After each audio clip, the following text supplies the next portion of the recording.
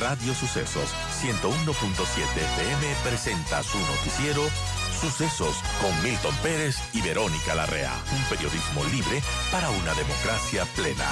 Los hechos y las opiniones de los sucesos que marcan nuestro tiempo.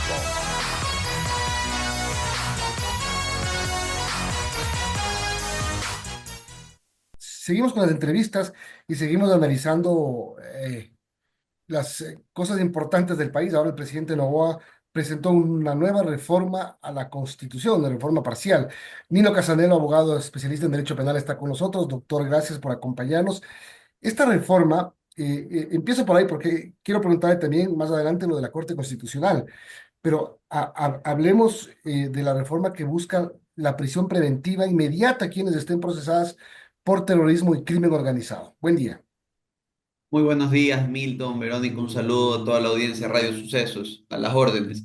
Sí, esta es una iniciativa interesante que yo creo incluso, sin perjuicio de la resolución que tome la Corte Constitucional, va a empezar a moldear el debate público, ¿sí? En torno a la posibilidad de una eventual asamblea constituyente. Voy a explicar por qué. Voy a ser muy claro en esto.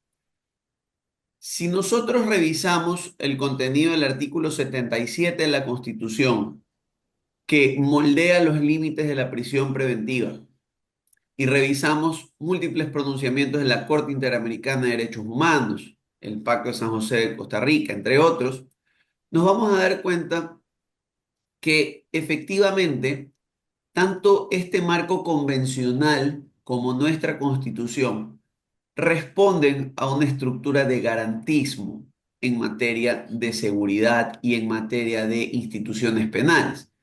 Esto no es una cuestión de los últimos 50 años, de nuestro paradigma, digámoslo así, de mitad del siglo. Es una construcción que viene hace muchos años con el principio de mínima intervención penal, de ultima ratio.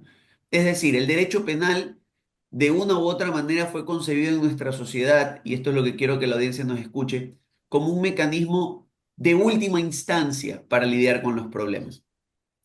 Pero este mundo de la globalidad, de la convencionalidad, del hipergarantismo, si usted lo quiere ver, digámoslo así, de segunda mitad del siglo XX, de conflicto en Guerra Fría, de una u otra manera ha sido superada por un fenómeno más moderno, Milton. Y ese fenómeno más moderno es la transnacionalidad de la delincuencia. De esto hablamos fin de semana con los estudiantes de posgrado. Y esta transnacionalidad se mezcla por momentos incluso como fenómenos recientemente desarrollados. Lo digo a nivel legislativo como el terrorismo, lo digo porque es de inicios del siglo XXI la ola de estructuración de este fenómeno. Y claro, cuando usted lo ve así, usted se pregunta, ¿este garantismo, estas reglas de prisión preventiva son suficientes para lidiar con estas organizaciones que además se nutren de la desigualdad social y de la dificultad en la que vive gran parte de la población? Y yo creo que la respuesta es no. Y el problema es que tal y como fue presentada la reforma parcial, si bien trata de hilar fino y señalarle a la Corte que se trata de una discusión sobre la excepcionalidad de la prisión, muy posible que la Corte corte por la vía rápida y diga sí, pero esta excepcionalidad no deja de ser restrictiva de derechos y es probable que ni la enmienda, pues claramente que es la más limitada, ni siquiera la reforma sea el mecanismo. Si usted quiere de una u otra manera discutir las reglas de la prisión preventiva o incluso generar un mecanismo de seguridad, es decir, una detención que tenga como finalidad también salvaguardar la seguridad de ciudadanos y administradores de justicia, busque una constituyente. Y aquí vienen discusiones interesantes que he puesto sobre la mesa catedráticos de renombre en materia de reforma constitucional, como el doctor Richard Albert, en varias ocasiones invitado aquí a la Universidad Espíritu Santo a dar clases, que le van a decir a ustedes que incluso el poder constituyente va a tener sus límites en la convencionalidad, en los dictámenes de la Corte Constitucional y en el reconocimiento de derechos adquiridos. Un poco lo que le digo a la ciudadanía, Milton, es sobre este tema, creo que se empieza a estructurar un debate por la seguridad nacional, contra la delincuencia transnacional y el terrorismo, que probablemente nos lleve los siguientes 3 o 4 años, ya sea del periodo, en caso de que resulte ganador de esta contienda electoral el presidente Noboa, o incluso va a ser el que van a poner sobre la mesa los otros actores que logren algún tipo de representatividad o si es el caso, pues llegaren a ostentar la presidencia. Bueno, Eh, ujú. sí, Más sí, allá adelante. de la forma de cómo se puede aplicar, eh, ¿en qué ayudaría este tema? El que se acelere una prisión preventiva. ¿En qué cambiaría o aportaría a cambiar la realidad de la seguridad que tiene el país, de la inseguridad que vive el país? Bien, ahí hay un tema de incentivos interesante. Bien, la prisión preventiva es una medida cautelar de carácter personal. Es de última instancia, tal y como está estructurada en nuestra Constitución y en nuestro Código Orgánico Integral Penal. ¿Qué significa esto? En primer lugar, debe ser solicitada por la Fiscalía cuando crea que es necesaria en el marco del proceso penal. Y luego esta solicitud que hace la Fiscalía la tiene que validar un juez de acuerdo a unos requisitos establecidos en la ley. Esos requisitos hoy por hoy son eminentemente procesales: garantizar la comparecencia al procesamiento, los derechos de la víctima, ¿sí?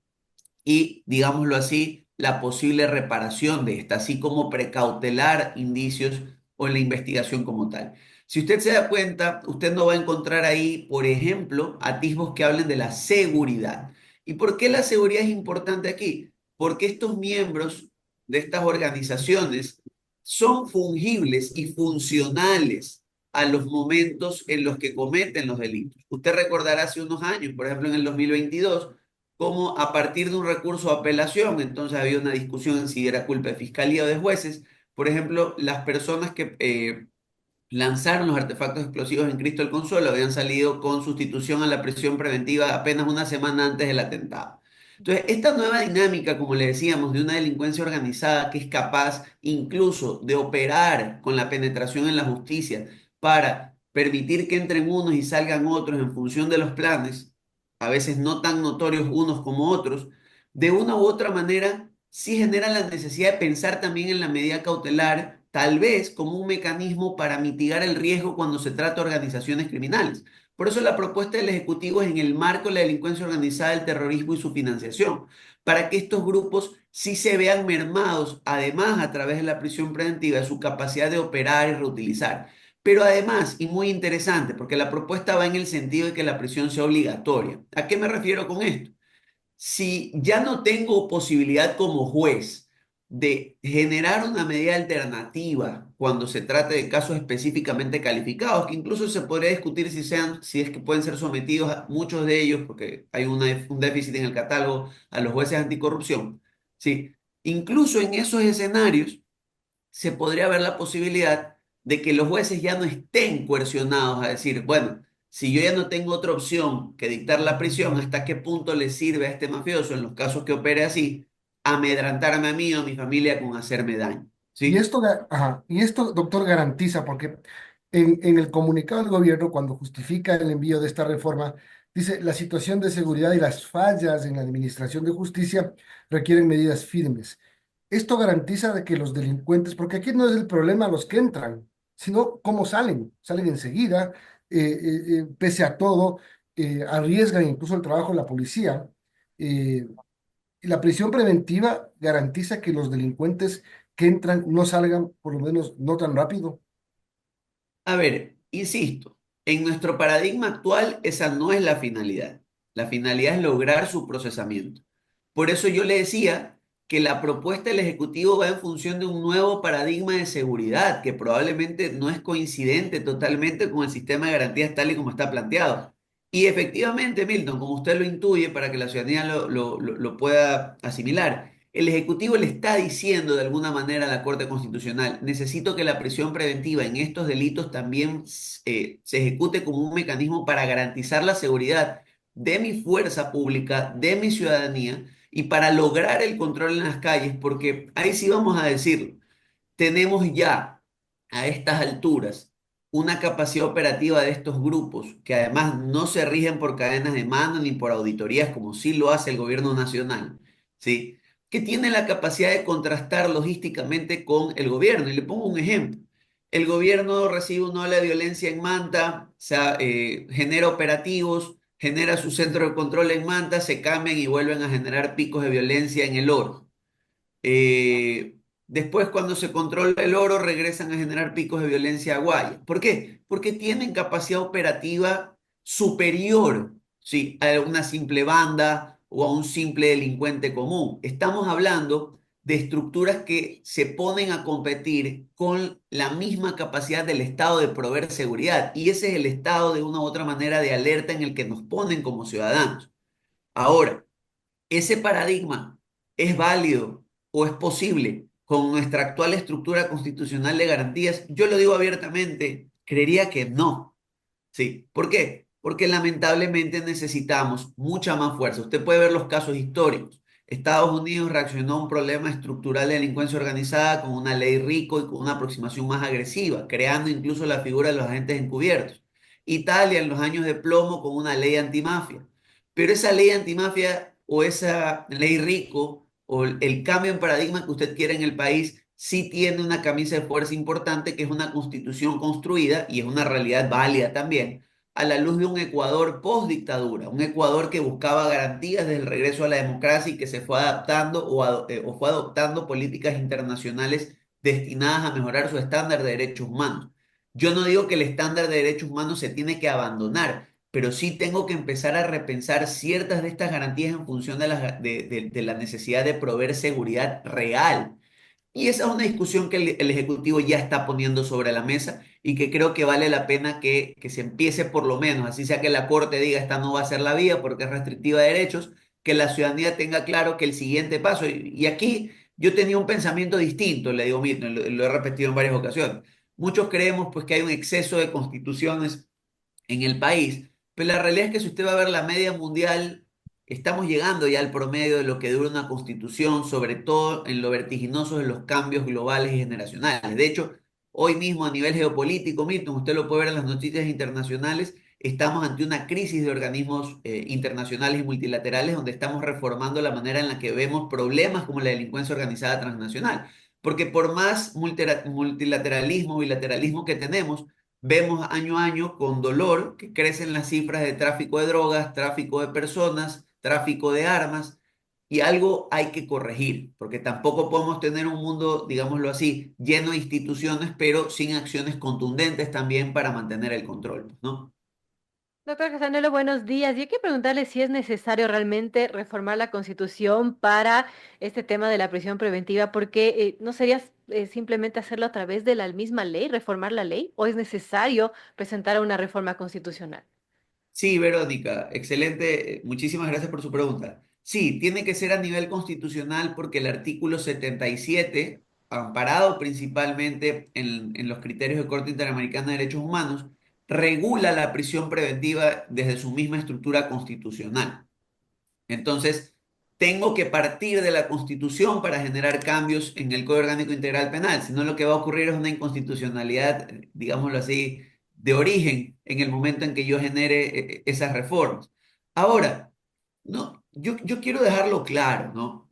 Eh, quien les está, yo se los digo desde la arista y desde la comparación en implementación de acciones a nivel internacional. Si yo me quiero centrar en mi paradigma constitucional, soy claro, todos le van a decir, no, no puede hacer eso, la prisión preventiva no está para eso, no solo porque lo diga el Ecuador y su constitución, sino porque la misma Carta Interamericana de Derechos Humanos lo plantea. Pero nada quita que yo pueda generar, aún siendo respetuoso de los convenios internacionales, un régimen jurídico donde a lo mejor ya no voy a discutir prisión preventiva. Me refiero a nivel constitucional, pues en una eventual reforma constitucional, sino que voy a hablar de medidas de seguridad en materia de terrorismo y delincuencia organizada. Y yo les pongo un ejemplo. Si ustedes revisan la Constitución colombiana del 91, está ampliamente inspirada, ¿sí?, en el proceso histórico que vivía, una guerra contra la guerrilla, contra los grupos paramilitares, contra el desborde en las acciones de violencia de grupos de narcotráfico, al punto que ustedes van a ver, por ejemplo, en la Constitución del 91, reconocida la extinción de dominio a nivel constitucional, solo por darles un ejemplo. Entonces, el Ecuador, con tristeza lo digo, casi 30 años después, vive su propio proceso, ¿sí?, de erradicación de la violencia, y tiene que adaptar su organismo, su marco jurídico, ¿qué más que la Constitución como principal piedra angular a esto? Ahora, que sea sencillo, que cualquiera de los actores que hoy está terciando por una dignidad tenga el capital político hasta esa fecha, ahí sí, pues eso me supera y tendremos que ver las coyunturas. Pero ¿qué es el paso correcto? Creo que es el paso correcto porque efectivamente, y les voy a poner un ejemplo sencillo, ¿sí? Si ustedes como jueces, vamos a quitar las aristas de corrupción o cualquier otro, tienen que valorar hoy si tienen que proveer una prisión preventiva, aún con un esfuerzo extraordinario de las fuerzas de tarea, de las Fuerzas Armadas, de la Policía Nacional, tienen más argumentos en la Constitución y en el Código para no generar esta prisión preventiva que para generarla. O sea, quitemos las variables corrupción o riesgo del funcionario. Ahora, a eso súmenle ustedes las variables corrupción y riesgo del funcionario que tienen otros mecanismos, lucha económica contra la delincuencia y la corrupción, etcétera, etcétera. Pero si yo me pongo a discutir o me pongo con el funcionario de a pie a decirle, toma la decisión rápido, sí, y igual ponte a buen recaudo de una u otra manera, pues él va a decir, lo más sencillo es no dictar esta prisión. O sea, no hay los incentivos para dictarlo. Ahora, pensemos, desde esta propuesta que sea obligatoria, más allá de lo que dictamine la Corte, sí, por lo menos le quito al juez esa papa caliente de haberle dicho, estaba en tus manos, sea por corrupción o por amenaza, hacer algo. Y el otro tendrá que empezar a modular esto. A lo mejor lo que vamos a ver es un cambio en la delincuencia en el sentido de no te dejes atrapar o, ¿sabes qué? Ecuador ya no es un país tan rentable para esto. Y ojo, la prisión preventiva igual aumenta la población carcelaria y el hacinamiento. Así que tiene que ser proporcional a obras de infraestructura que nos permitan generar la tan mentada segmentación de presos. Por eso, en el fondo, yo creo que jurídicamente hablando, lo que parece que se avisora en el horizonte es una reforma constitucional, donde incluso podamos delimitar un poco más en un nuevo espectro cuáles son las obligaciones reales a las que el Estado se va a enfrentar económicamente hoy. A lo mejor se queda simplemente con gestión de cárceles o se genera un régimen que puede concesionar esto. Habrá que verlo. Pero sí tenemos que repensar algunas de nuestras instituciones en este nuevo paradigma. Fuera de eso, sí, por lo menos el arista de justicia y hasta que otros cambios estructurales se hagan, vamos a tener, y ahí sí me solidarizo con las fuerzas de tarea en ocasiones de la Policía Nacional y las Fuerzas Armadas, que si bien pueden cometer errores en muchas ocasiones, pueden existir exabruptos, es una realidad, también se juegan todos los días, sí, el pellejo por tratar de mantener un orden mínimo, incluso al nivel de que ellos tienen que coexistir con compañeros que lamentablemente a veces han sido penetrados por estas estructuras. Entonces, creo que también tenemos que pensar que para generar seguridad todos tenemos que asentir en un orden establecido mínimo y en generar instituciones fuertes para esto. Doctor, gracias por acompañarnos. Claro, al final vamos a ver qué dice la Corte Constitucional, qué dice la Asamblea Nacional. Esta es la tercera reforma parcial planteada en los últimos meses por el presidente Noboa. Y luego de esto, si es que se aprueba, a ver si es que el sistema de justicia está capacitado para responder a esta, podría ser una nueva realidad. Le agradezco por habernos acompañado. Muchísimas gracias a ustedes, Milton, Verónica. Tengan un buen día, un saludo a toda la audiencia y buen fin de semana.